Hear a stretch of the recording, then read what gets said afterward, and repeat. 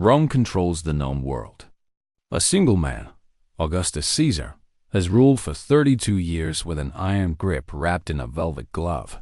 But he's aging. His hands shake. His health fails, and everyone in Rome is terrified. Not of invaders or rebellion, but of what happens when the most powerful man alive finally dies. The empire could shatter into chaos. Civil war could consume everything. Families would massacre each other fighting for the throne. Thousands would die in the streets of Rome. This isn't just political drama. This is about the survival of an entire civilization that had only recently survived its own near destruction. You see, Rome had been tearing itself apart for a century. Generals fought generals. The Republic crumbled. People starved. Cities burned. Then Augustus came and stopped the bleeding. He promised peace. He delivered it. Now everyone knew that the moment he closed his eyes for the last time, peace dies with him, unless he does something extraordinary. Augustus knew this too. He was 75 years old in 04 AD. And for years, he'd been secretly planning one of history's most calculated political moves. A move that would determine the fate of millions of people. A move that would reshape the future of Western civilization itself. And it all came down to one decision. Who gets the throne when I'm gone? He couldn't pick his own son. He never had one who survived. He couldn't pick someone unproven, too risky. He needed someone the Senate would accept, someone the people would tolerate. Someone strong enough to hold the empire together, but not so ambitious that he'd destabilize everything. Augustus needed a successor who looked reluctant, because Rome feared nothing more than an ambitious strongman looking to grab power. That's when Augustus looked at his stepson, Tiberius.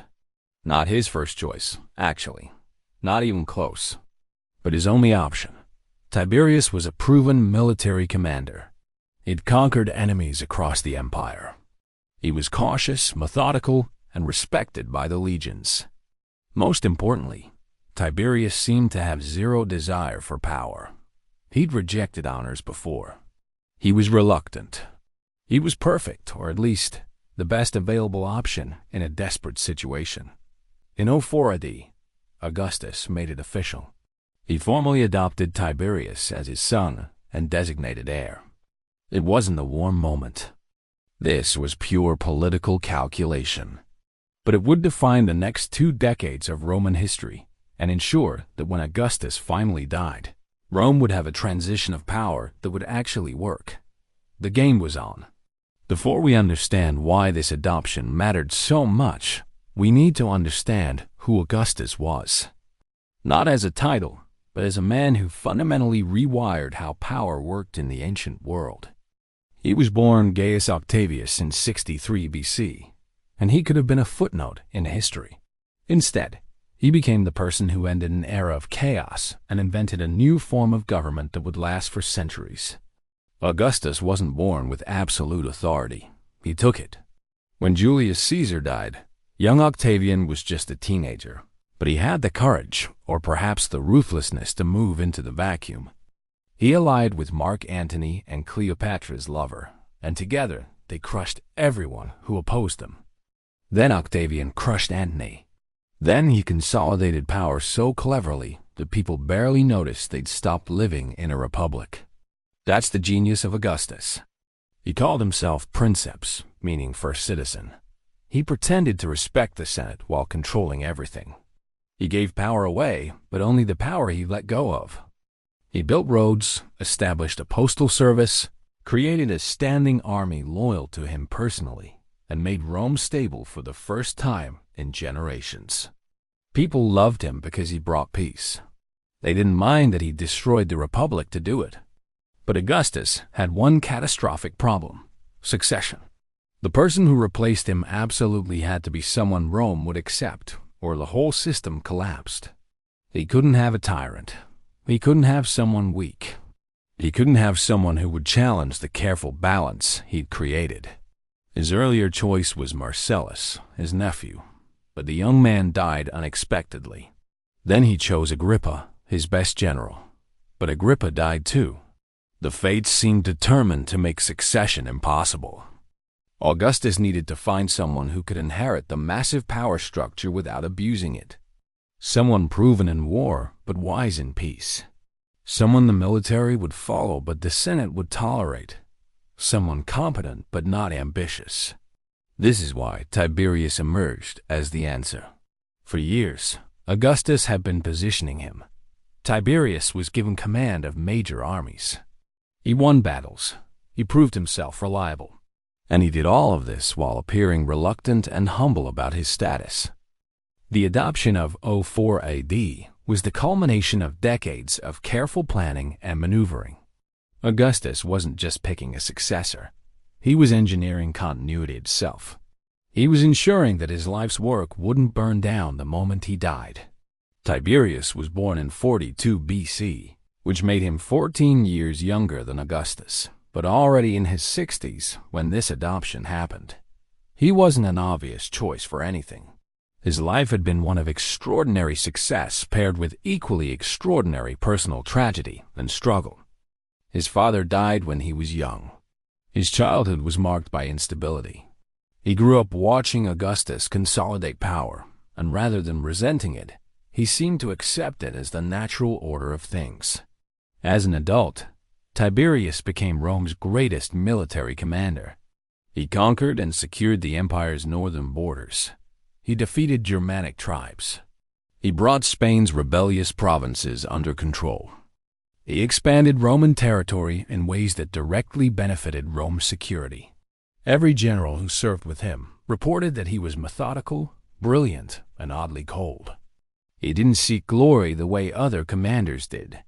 He didn't perform for crowds. He just won wars and then expected to go back to his military post. This made him unusual among Rome's elite. Most ambitious men wanted power, wanted recognition, wanted monuments to their names. Tiberius seemed to want none of these things. He'd actually rejected honors when Augustus offered them. He asked to withdraw from public life entirely at one point. To modern ears, this sounds fake, like obvious political theater, and maybe it was. But in the context of Rome in 04 AD, it was extraordinarily valuable. Augustus valued Tiberius precisely because he didn't seem to value the things Augustus could offer him. A reluctant leader looked less threatening than an eager one. A military hero who didn't crave the throne seemed safer than an ambitious aristocrat. And Tiberius had institutional legitimacy. The soldiers loved him. The provinces he'd governed were stable and loyal. He wasn't some untested youth or bureaucrat. He was proven. But there was a darker side to Tiberius that only became visible later. He was suspicious by nature. He brooded. He held grudges. He could be vindictive in small ways. He was also a man who'd lost much. His beloved first wife, Vipsania, had been forced to divorce him by Augustus when Augustus needed to marry her himself for political reasons. Tiberius never forgot that humiliation.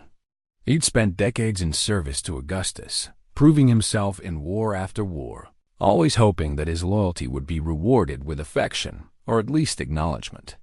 The adoption was that acknowledgement, but it came with an expectation. Tiberius now had to accept the burden Augustus was placing on him. He had to prepare to lead an empire, and he had to do it all while pretending to be reluctant about it. In 04 AD, succession wasn't just a transfer of office like you might see in a modern democracy. It was existential. Rome had no constitutional process for choosing a new leader. There was no election. There was no clear rule about who got the job when the current person left. What there was instead was a kind of consensus among the ruling class, the Senate, the generals, the wealthy families, about who was acceptable. If Augustus died without having established a clear successor that this consensus accepted, Rome faced catastrophe. The generals would fight each other for power. The Senate would split into factions, each backing a different candidate. The provinces would wonder if they still needed to obey Rome. The military would fragment. Enemies at the border would sense weakness and attack. Years of stability would evaporate in weeks. This had happened before.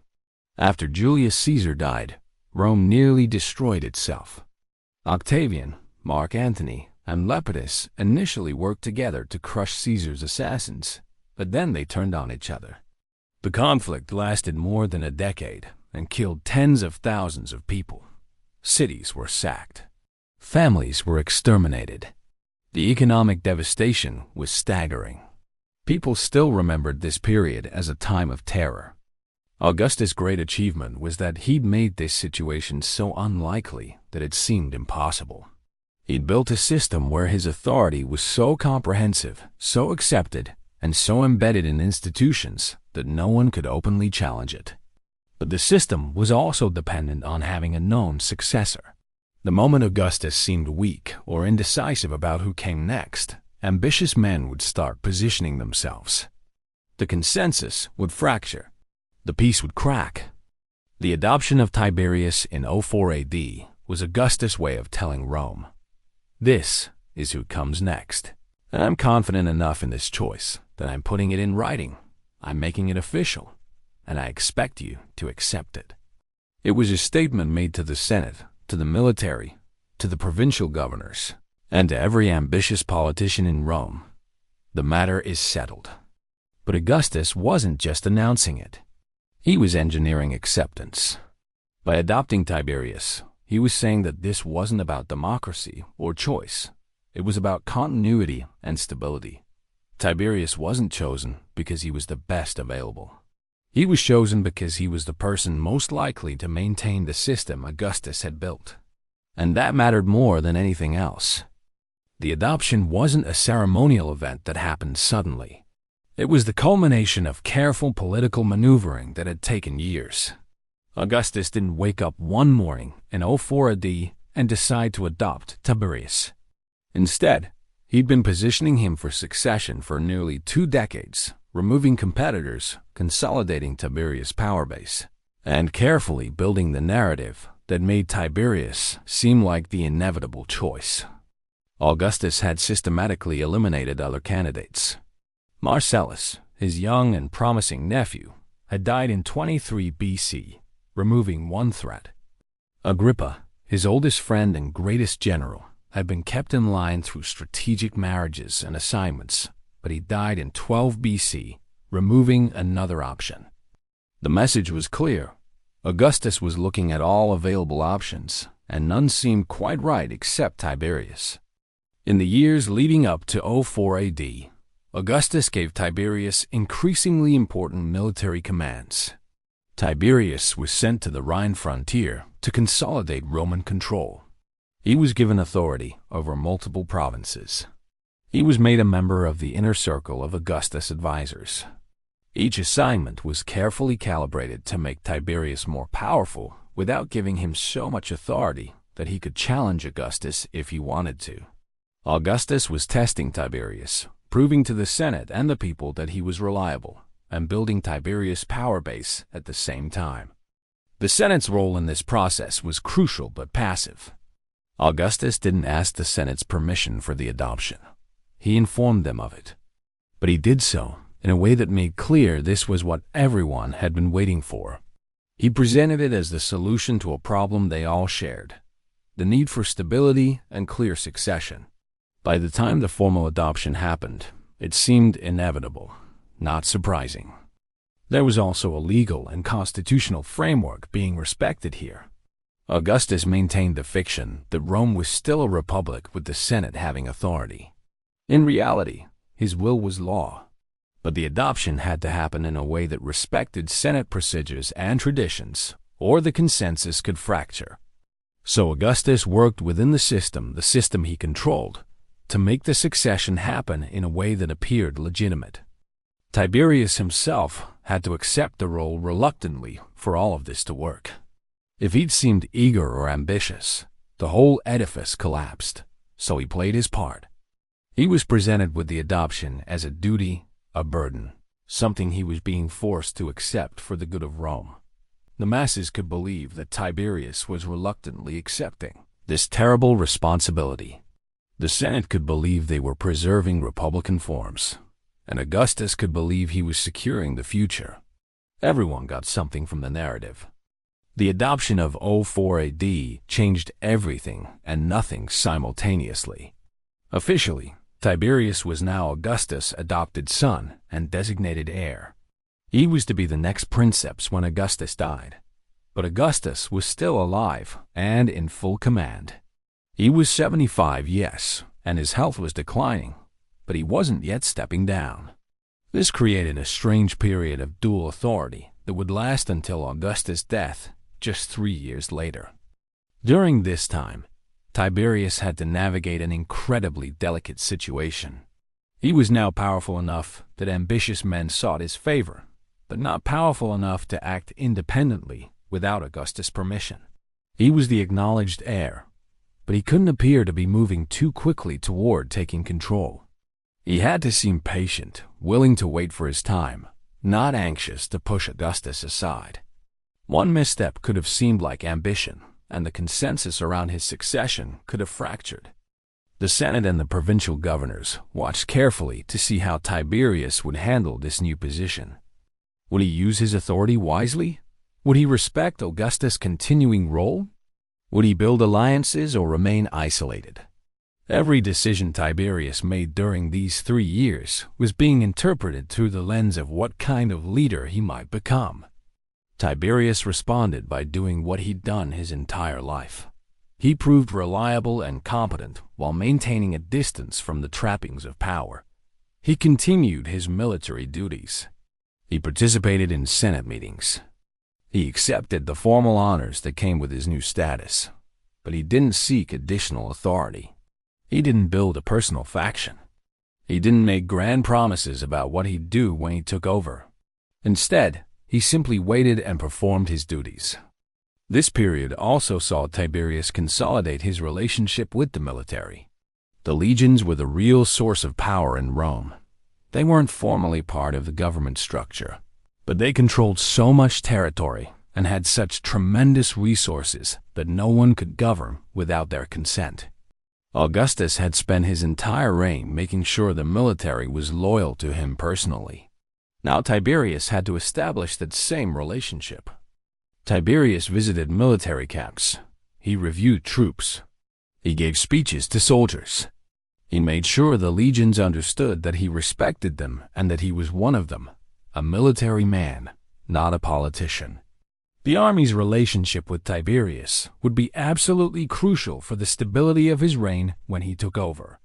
Augustus died in 14 AD, just 10 years after adopting Tiberius. The adoption decision proved to be exactly what Augustus intended.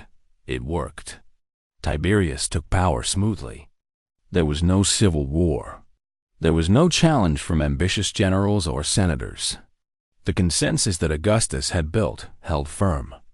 Tiberius became emperor, and while his reign would be complicated and marked by his own personality flaws and suspicions, the transition itself was the most important thing.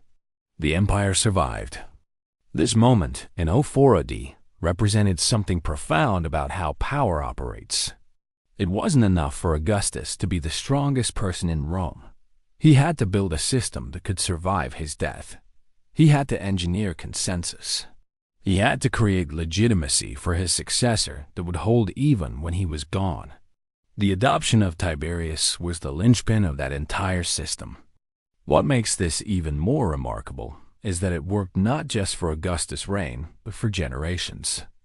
The system of imperial succession that Augustus invented, with all its careful political management and institutional design, lasted for centuries. Rome wouldn't collapse because Augustus created a framework where power could transfer peacefully. Even when future emperors were terrible, and some were deeply terrible, the system held because the consensus held. The army expected there to be an emperor. The Senate went through the motions of legitimating the emperor. The people expected continuity. Tiberius himself reigned for 23 years, until 37 AD. His reign was marked by competence more than brilliance, by suspicion more than confidence, and by increasing paranoia as he aged. But even his worst impulses didn't shatter the system Augustus had created. And that was the whole point. Augustus didn't need to find the perfect successor. He needed to find someone good enough who would maintain the system. Tiberius was exactly that person. In 04 AD, when Augustus formally adopted Tiberius, nobody watching could have known that this decision would echo through centuries of history. They saw a political maneuver by an aging dictator securing his successor.